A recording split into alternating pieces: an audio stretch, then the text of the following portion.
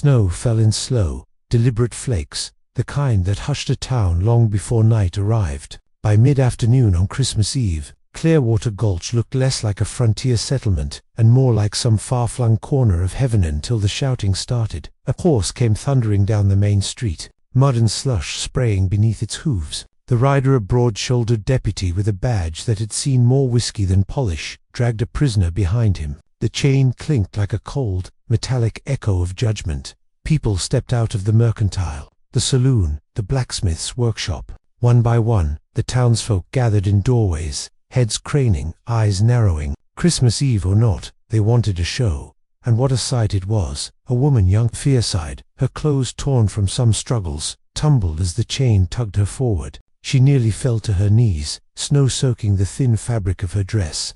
But she caught herself with a grit that made a few men blink. Her wrists were bound in iron cuffs, her dark hair tangled with sleet, yet her chin stayed raised, defiant, proud, almost dangerous. Deputy Hollis, Sheriff Coulter called from the boardwalk, his voice gravelly as the Yellowstone Trail. "You best explain yourself." The deputy hauled the woman close, yanking the chain so hard she hissed through her teeth, caught her stealing from the freight wagons outside Cripple Creek. Hollis barked. She ran like a coyote, fought like a feral cat. Took 3 hours to wrestle her down. "She's wanted." "For stealing?" Sheriff Coulter asked, unimpressed. "For more than that." The woman's eyes flashed sharp, cold, and unmistakably furious. "I didn't steal anything," she spat. "He's lying," the crowd murmured. A few crossed their arms, others tilted their heads to get a better look at the outlaw. But she wasn't an outlaw. Not really. Not yet. Isaac Tomlinson stood near the livery, hands in the pockets of his coat, his young daughter peeking out from behind him. He didn't want to be here for Christmas Eve was no time for another one of Hollis's stunts. But towns like Clearwater didn't give a man much choice. A ruckus drew folks the way campfire smoke drew wolves. "Papa," his daughter whispered, her mittened fingers curling around the hem of his coat. "Why is she in chains?" Isaac didn't answer, mostly because he wasn't sure. Deputy Hollis's nose bled. Someone had hit him hard. The prisoner, Isaac realized, might have been the one. Interesting. Sheriff Coulter sighed. "Hollis, bring her inside before she freezes to death out here." Hollis shoved the woman toward the sheriff's office. She didn't fall. She didn't stumble. She just walked, jaw clenched, eyes fixed straight ahead, as though she'd rather burn than bend. Isaac watched her pass, and for a moment, just a breath, her gaze flicked toward him, a silent warning, a plea, or something else entirely. He didn't know, but he felt something shift in his chest, something he hadn't felt since he buried his wife 3 years earlier, wrapped in a quilt his daughter had clung to for weeks. A pull, a quiet, unexplainable pull, inside the sheriff's office. Warmth clung to the air, fed by the potbelly stove in the corner. Hollis shoved the woman onto a wooden chair and clamped the chain to a floor ring. Sheriff Coulter rubbed his temples. "Name?" She didn't speak. Hollis smirked. "She calls herself Rowan. That's all I got out of her." "Rowan," the sheriff said slowly. "You got a last name?" Her jaw tightened. Her eyes shuttered. Silence answered instead. "All right," Coulter grumbled. "You'll stay the night. Jail's warmer than the prairie, and I'll wire Judge Marston in the morning."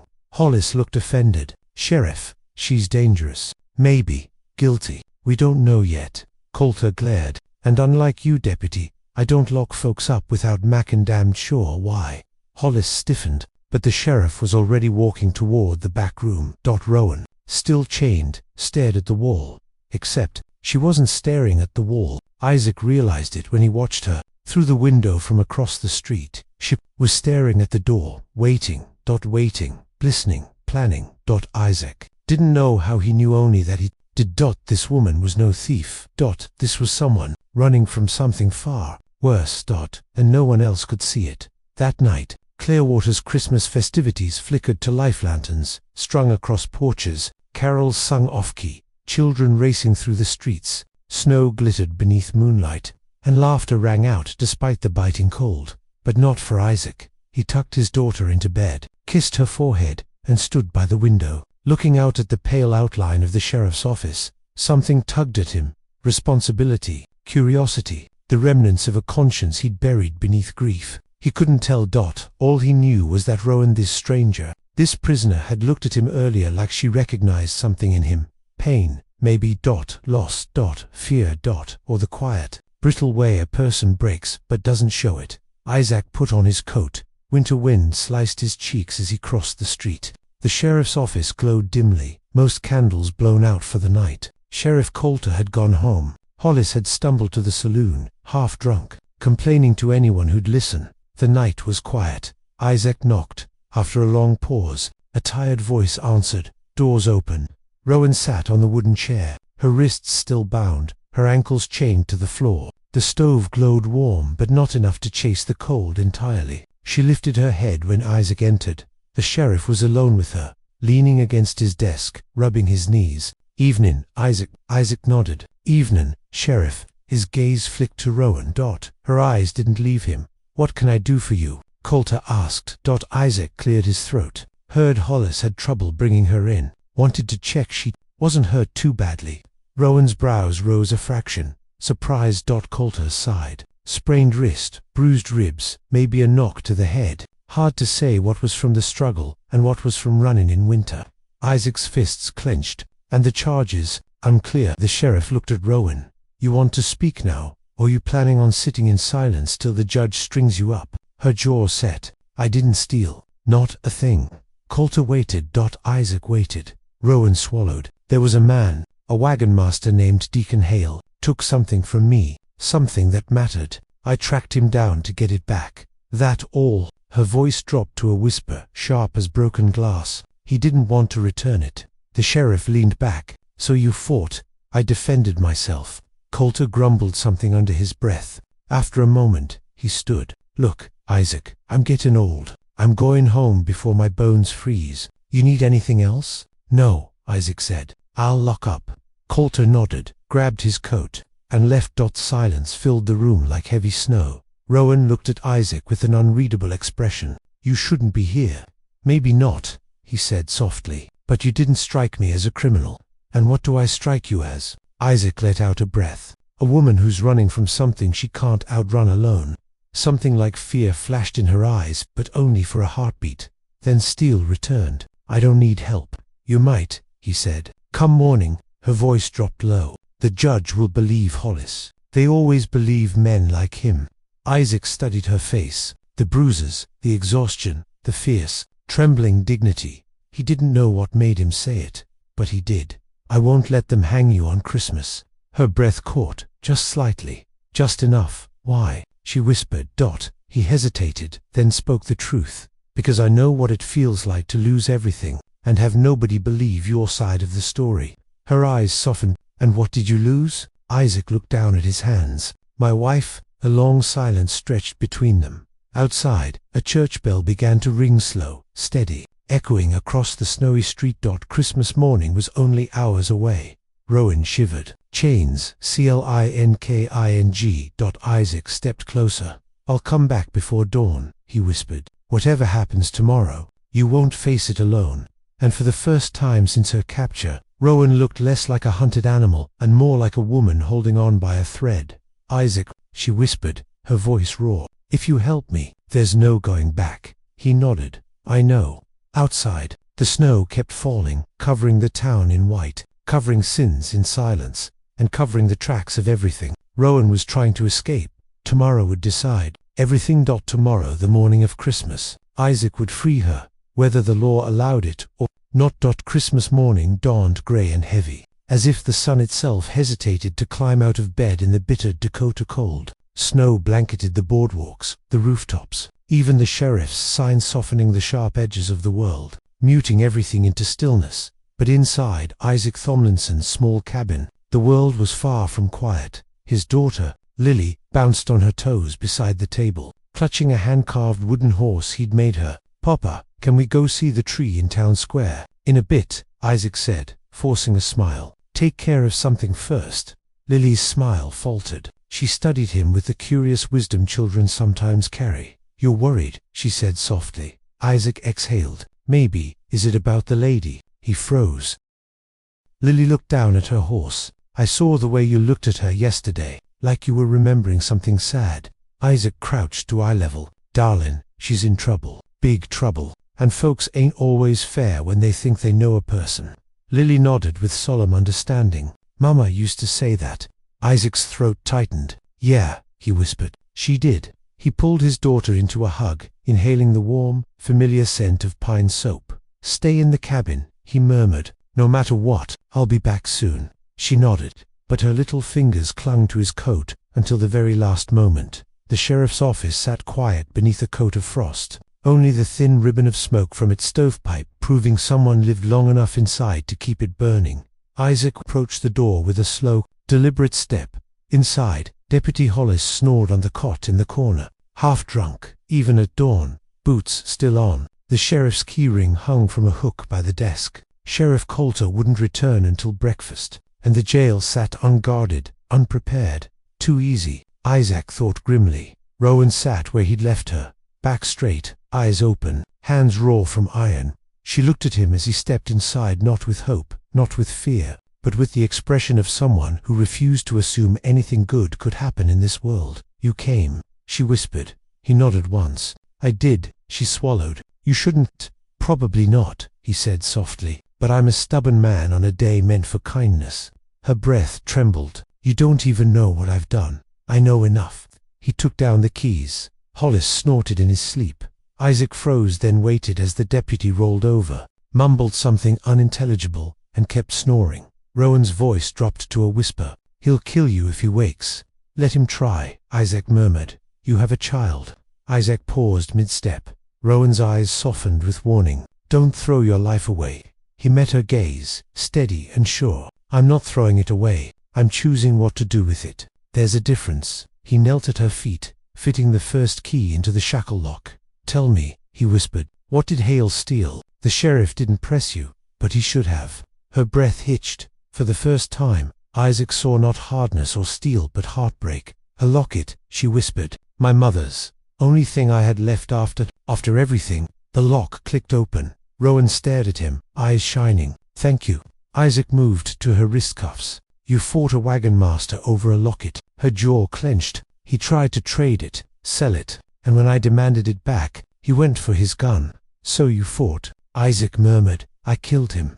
The cuffs slipped free. Isaac's breath caught, but not in the way she expected. You killed him defending yourself, he said quietly. Or your mother's memory, or both. Her voice broke. But they'll still hang me. Not today. He stood and tugged her gently to her feet. Rowan staggered, her legs stiff from a night in chains. Isaac's hands caught her arms, and for a moment, she leaned into him. Just a heartbeat. Just enough. But it was enough to make something inside Isaac settle into place. Unshakable, he guided her to the back door, where the snow lay untouched. Run west, he whispered. Cut across the river. I'll buy you time. Her eyes widened. You can't stay behind. They'll know you helped me. I know, he said. Let me worry about that. She shook her head fiercely. Isaac, listen to Medican Hale wasn't the start. He was hiding something. Something belonging to men far worse. They'll come looking for what he stole. They already chased me for it. Men worse than Hale. Rowan nodded. He stole from the Red Bluff Riders.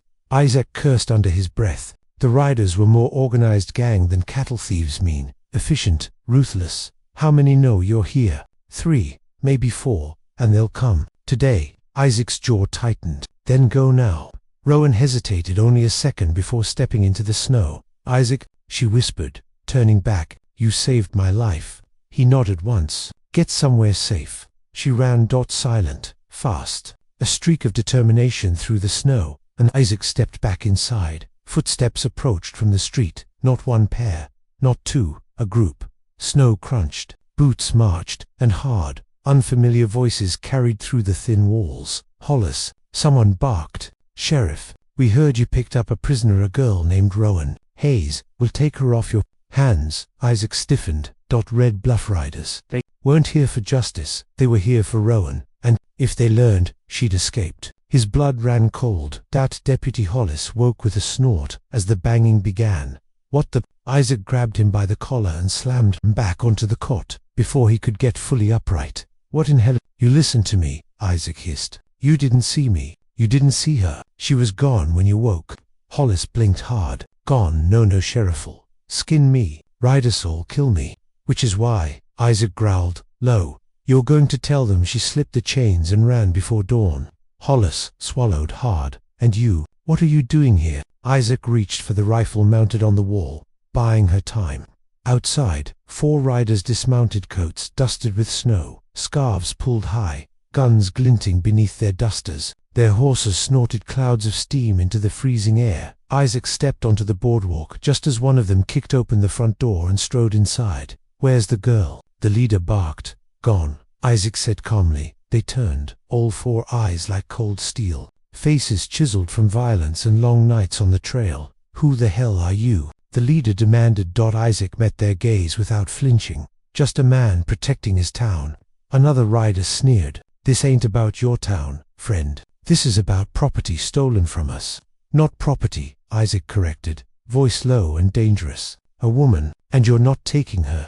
The 4 men exchanged glances. Then the leader laughed quiet, deadly. "Boys," he drawled, "seems we got ourselves a hero." Isaac raised the rifle. Snowflakes drifted between them like slow-burning embers. A matchstick whirled ready to ignite. Across the frozen river, Rowan heard the gunshots echo. 1 shot, then another, then 3 more. Her breath caught, her heart dropped. She turned round. Snow clung to her lashes as she stared back at Clearwater. Smoke drifting from the sheriff's office chimney, like a warning.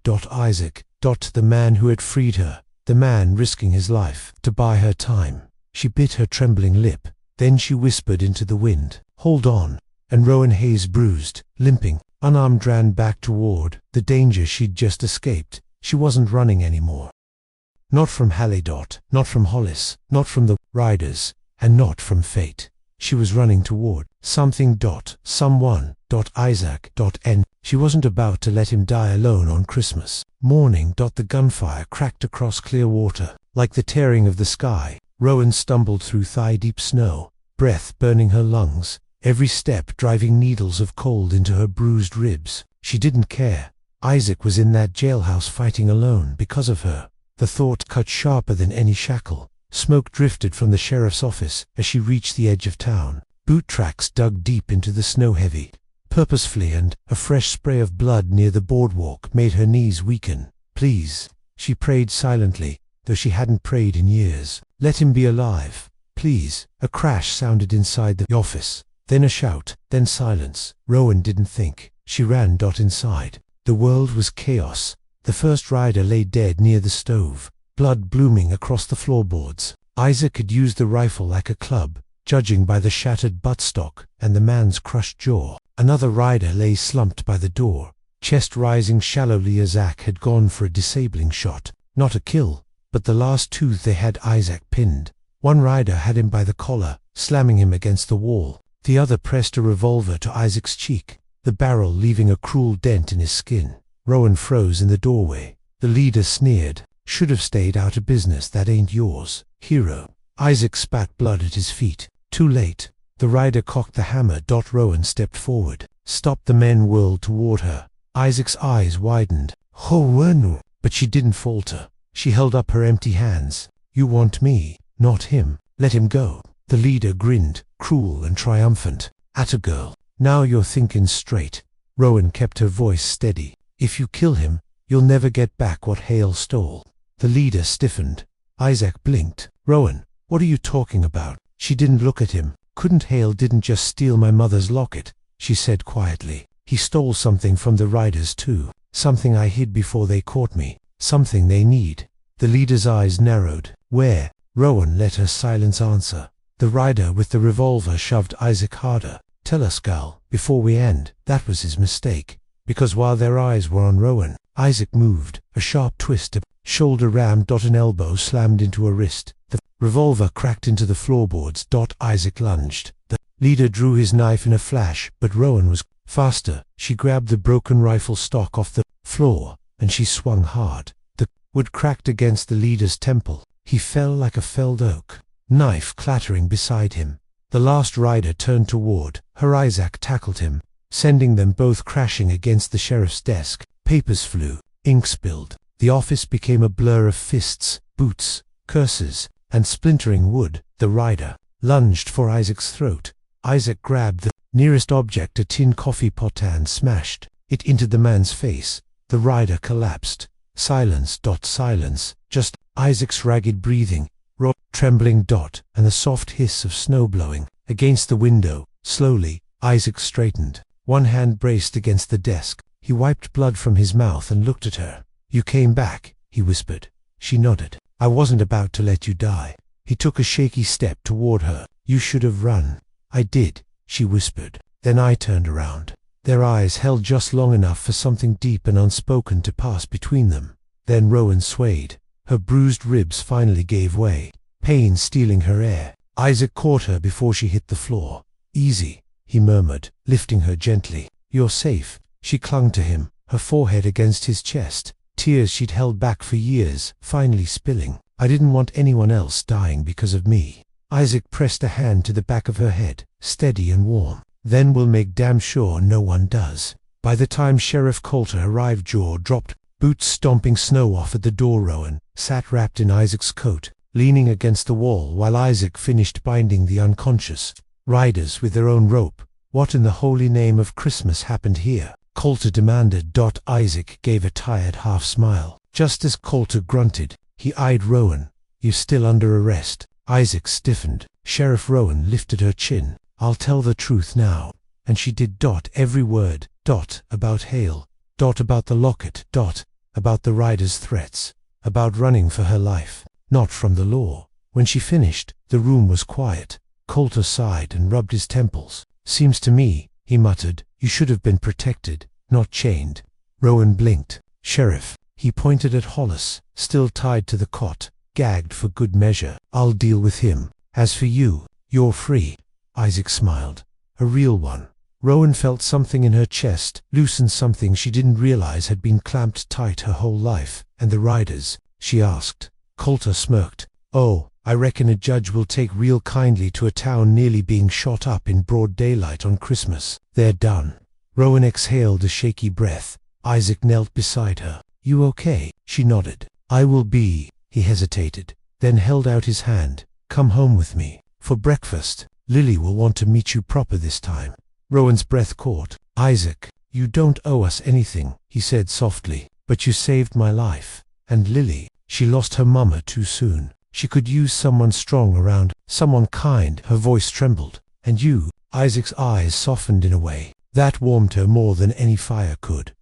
"Could use someone who makes the world feel like it ain't as empty as it used to be." Tears blurred her vision, slowly hesitant. Rowan placed her hand in his.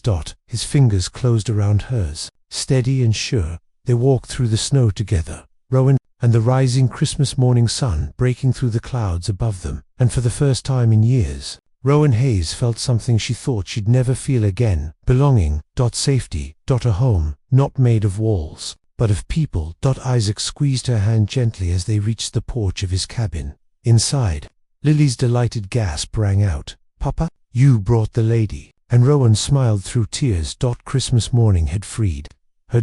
Not just from chains. But from loneliness. From fear. From the life she'd been running from. And as Isaac guided her inside, warm light spilling over them both, she realized something simple and true. Sometimes salvation didn't arrive on horseback or with a badge. Sometimes it came in the form of a single father who believed her when no one else would, and it was enough.